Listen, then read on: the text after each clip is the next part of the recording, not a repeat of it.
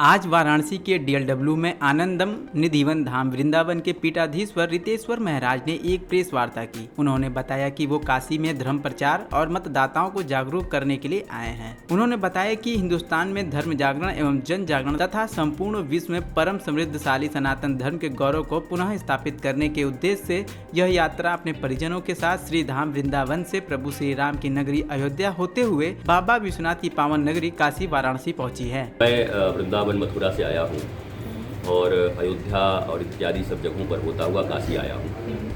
भारत में धर्म प्रचार करना, धर्म के प्रति लोगों को जागृत करना और भारत के लोगों की अज्ञानता को दूर कर उन्हें पुनः आनंद में डुबोना, ये संत का काम होता है, साधु का काम होता है। ये मैं निरंतर करता रहता हूँ। और अभी कुछ समय के बाद उत्तर प्रदेश में चुनाव है, उसके लिए मैं मतदाता जागरण अभियान भी कर रहा हूँ कि मतदाता जगें और एक अच्छी सरकार का चयन भी करें। इसके लिए मैं आया हूँ। फिर एक ही बात कहूँगा, धैर्य। ये प्रकृति का प्रकोप है और प्रकृति का प्रकोप अनायास नहीं है। हमने कुछ किया होगा, हमने जंगलें काटी हैं, हमने बहुत प्रकृति के साथ खिलवाड़ किया है। हम सांप खा गए चाइना में बैठ के। आप कैसे कोविड आया, आज निकल तो आ ही जाएगा कि कोविड कैसे आया, आपको पता चली जाएगा। हम अभी बोलेंगे तो यह कानूनी मामला हो जाएगा। तो हमारे अनियंत्रित और मर्यादित व्यवहार के कारण ये सब बातें। हम जब नियंत्रित और मर्यादित होंगे तो ऐसा नहीं होगा। और अभी कुछ दिन तक धैर्य रखना चाहिए।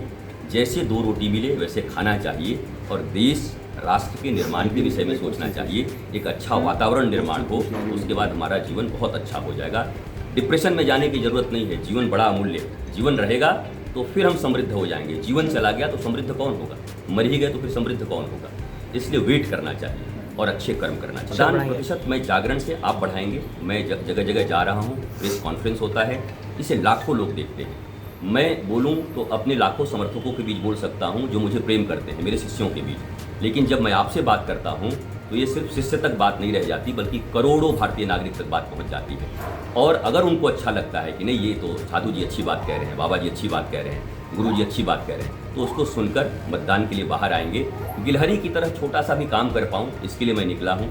मैं संपूर्ण काम कर पाऊंगा ऐसा तो सोचता नहीं, पर राम जी की गिलहरी की तरह काम कर पाऊंगा ऐसा सोचता हूँ। मैं जातिगत राजनीति के विरुद्ध हूँ। जाति बनाई गई थी लोगों के विकास के लिए, जाति वैमनस्यता के लिए नहीं बनाई गई थी। जो जो काम करते थे वैसी जातियां बन गई थी। क्योंकि अगर आप हिंदू शास्त्र पढ़े हैं, सनातन शास्त्र पढ़े हैं, तो यहाँ जाति से जन्म नहीं माना जाता, यहाँ कर्म से जाति मानी जाती है। जैसा कर्म आप करते हैं आप फिर वैसी जाति में पहुँच जाते हैं। जाति का सीधा सीधा अर्थ है वो वर्गीकरण है कि आप किस प्रोफेशन में हैं।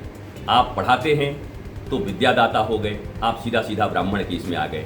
आप सेवा देते हैं तो वैश्य में आ गए। यहाँ छोटा बड़ा का बात कहाँ है कि कोई बड़ा है कोई छोटा है। ये जाति तो व्यवस्था बनाई गई है। ये ऑफिस में जैसे व्यवस्था बनाते हैं, ये बाबू हैं, ये क्लर्क हैं, ये हैं, छोटे बड़े नहीं हैं, सब मिलकर उस ऑफिस को चलाते हैं। जैसे आप पत्रकार हैं, आपके यहाँ बहुत सारे लोग होंगे, कोई मैनेजमेंट में होगा, सब मिलकर पूरा का पूरा ये मीडिया हाउस चलाते होंगे।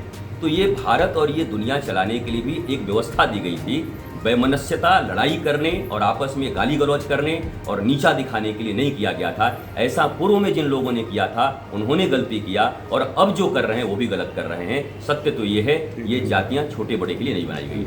पेश है न्यूज बकेट हिंदी मासिक पत्रिका। पढ़ें इस महीने की पूरी खबर विस्तार से हमारे न्यूज बकेट की मैगजीन में। हमारी ई मैगजीन को मुफ्त में पढ़ने के लिए अभी लॉगिन करें www.newsbucket.in पर। इसके अलावा रोज की ताज़ा खबरों के लिए हमारे YouTube चैनल को तुरंत सब्सक्राइब करें।